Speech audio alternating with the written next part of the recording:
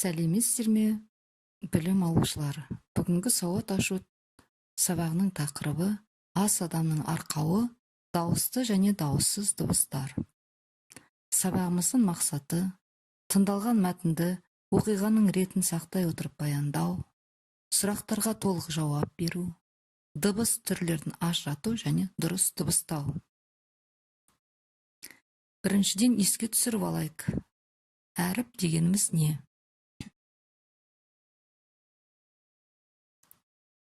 Дыбыс дегеніміз не?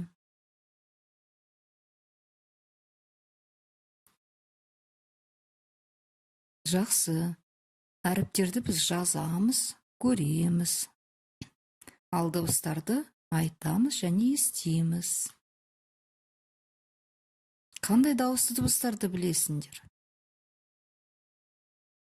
Дұрыс. Қандай дауыссыз дыбыстарды білесіңдер? Атап кетіңдер. Жақсы, балалар. Ал енді мынау ребусқа көңіл бөлейікші.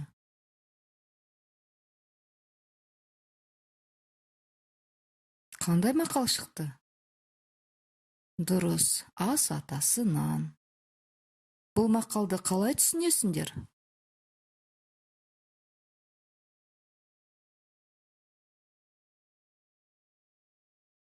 Жақсы, балалар. Дастарханға алдымен не қойылады? Оның жауабын мына мысалдан іздейік.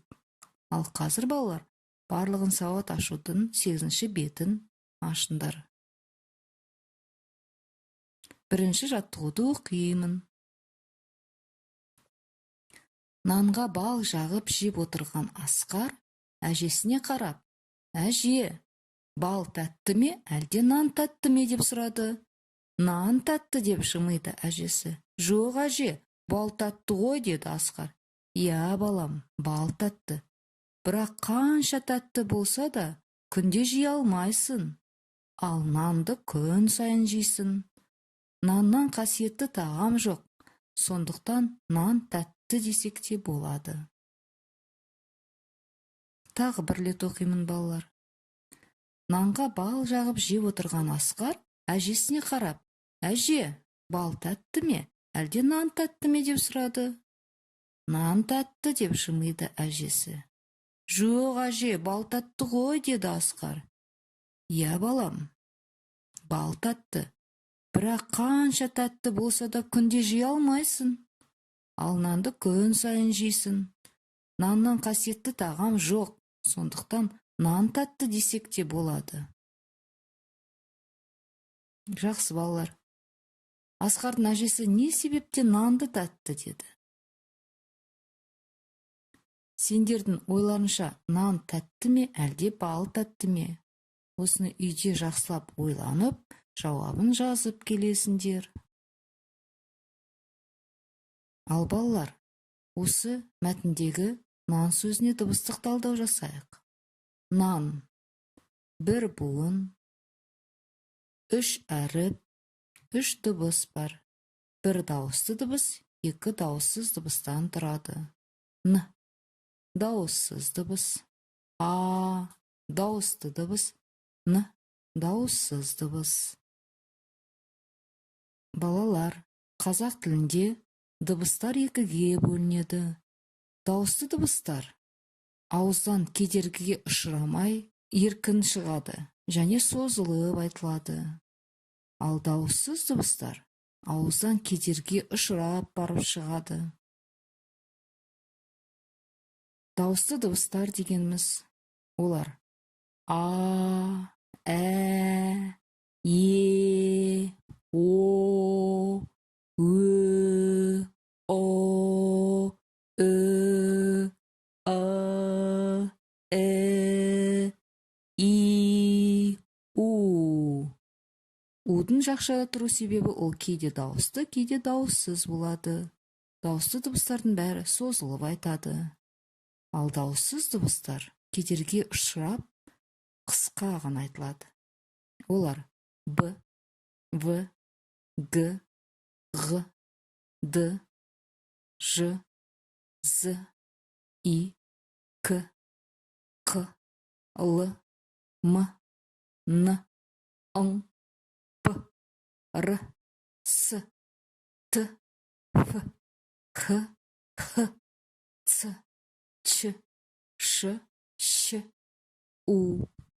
У кейде дауысты, кейде дауыссыз болады. Осы дыбыстарды жақсылап қайталап, естеріне сақтап алыңдар. Үшінші жаттығуға көңіл аударайық. Бұл жерде балалар жұмбақ берілген. Табаға салып жапқаным не?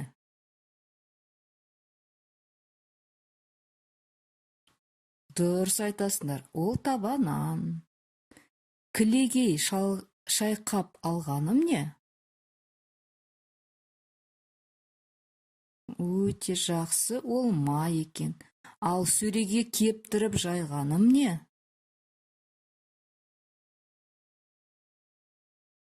Жақсы, ол құрт. Жақсы таптыңдар балалар. Ал енді май деген сөзге көңіл аударайықшы. Бірінші дыбысы қандай дыбыс? Дауыстыға жата ма, әлде дауыссызға жата ма? Нан дегенде қай дыбыстан басталып тұр? Жақсы. Ал құрт сөзі қай дыбыстан басталып тұр? Дұрыс айтасыңдар. Балалар, енді сабағымызды қорытындылайық. Адасқан дыбыстар. Көк үйге дауыссыз дыбыстарды апарасыңдар, ал қызыл үйге дауысты дыбыстарды апарасыңдар.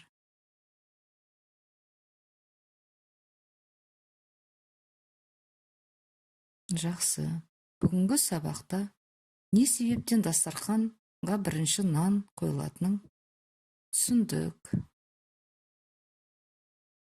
Бал тәтті ме, әлде нан тәтті ме? Неге олай деп ойлайсыңдар? Жақсы балалар, үйге енді мынандай тапсырма беріледі. Бірінші жаттығу мәтінді мазмұндау, сұрақтарға жауап жазу. 9-шы беттегі екінші жаттығуды көшіріп жазу, дауысты, дауыссыз дыбыстарды белгілеу. Мысалы, нан, қасиетті тағам. Нан дегенде дауыссыз дыбыстардың астын көкпен, дауысты дыбыстың астын қызылмен бояйсыңдар. 4-ші және 5-ші тапсырмаларды үйде орындау.